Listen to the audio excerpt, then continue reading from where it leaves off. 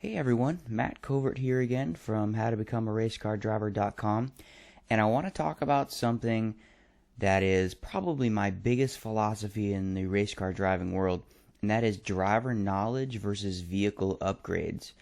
In other words, the importance of developing a real understanding of racing concepts and theory versus just throwing money at the car. So let's take a look at a couple different things here. I think that, first of all, a lot of people fall into the trap of thinking that throwing money at the car is going to equal speed.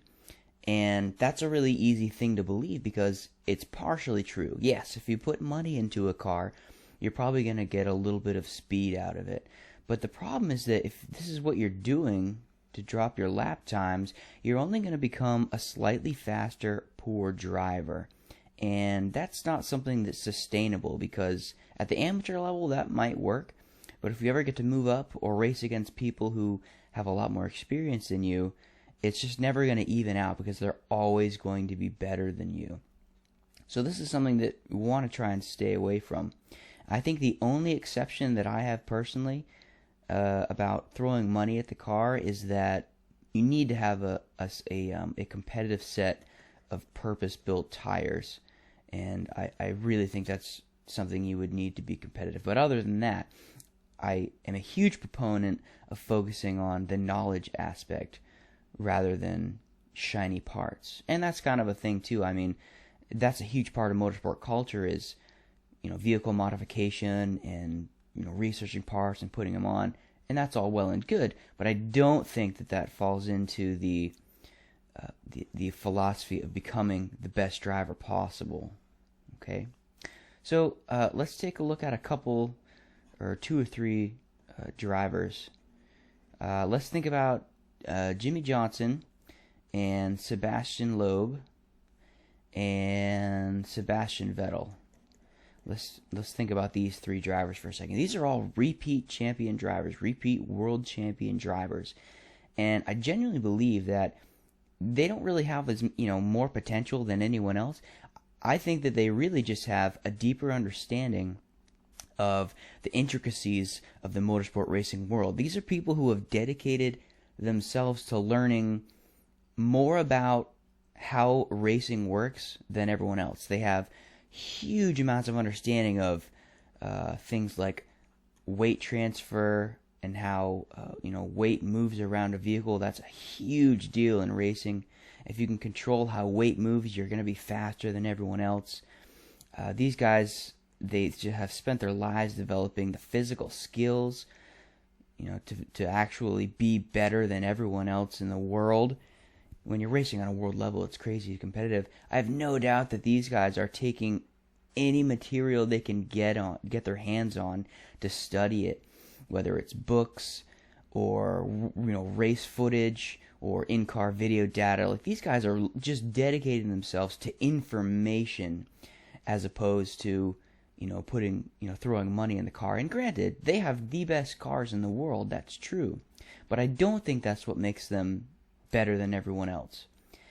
And I think that I would be shocked if these guys didn't all have some type of mentor that went along with their success. I can't remember the statistics. I'm a huge fan of Peter Voog. He's an awesome, business and entrepreneurial coach, and he dropped a really cool statistic the other day on one of his podcasts that I listened to. And it was something crazy, like 95% of millionaires all have a mentor, and I think that plays a huge role in somebody's success. So immersing yourself to be successful with all the things that you're learning, okay, you need to take the things that you're reading about and implement them into your racing program. So let's say you read something about contact patch, which that's another whole video too. You read something about how contact patch affects the grip capabilities of your car, and you say, oh, okay, I get this. Maybe to increase that contact patch, you're going to do a different tire pressure, or you're going to try and acquire a different set of tires. Okay, but you read something that was really important, and then you implemented it. You can learn everything there is to know in the world, but if you don't put that into your program, it's it's not worth very much, okay? So we've got taking action, and then the other one, and we're getting a little off topic again. I have a tendency to do that, but that's okay. The other one is consistency. So if you're learning, if you work really hard for short periods of time, well, that's really great. But real results come from working really hard consistently. And those are two things I focused on a lot in 2015. I didn't spend a lot of money on my racing season, which was awesome. I did a set of tires, the Dunlop Dureza tires. I wrote a really good review about those on the website up here. I'll try and put a link to that in the video notes down below. So I did a set of tires, and I did a sway bar, which really helped balance out the car. Okay. But beyond that, my goal is to stay in a factory racing category because there isn't a lot of money being spent there. It's all about driver skill. And that's, I think, that is the best place for anyone to start as a race car driver. And I think I should probably wrap it up there because, again, I'll be going into other concepts, which I think will make better separate videos. So if you didn't already know, howtobecomearacecar.com has a section called the Racers Blog, and that's where I post articles about all these things like this. I know I've done a great tire article. It's all about tire pressure and contact patch and maximizing your grip and tire compound, tread, squirm, all the things you need to know, when racing in a stock factory category. So you can go and get all kinds of information up there. If you haven't, it would be really awesome if you like this video and it's helping you. Please subscribe to the YouTube channel.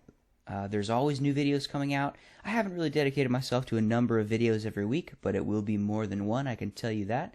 If you did that, that'd be really helpful to me. I'd really appreciate it. It's so encouraging to go and see people enjoying the things that you're putting out there. So please subscribe to the YouTube channel. I would love that.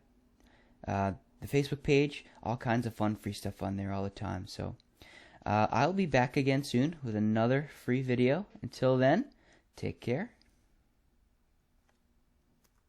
And go learn something today and find a way to implement it into your racing plan. That is the #1 most important thing.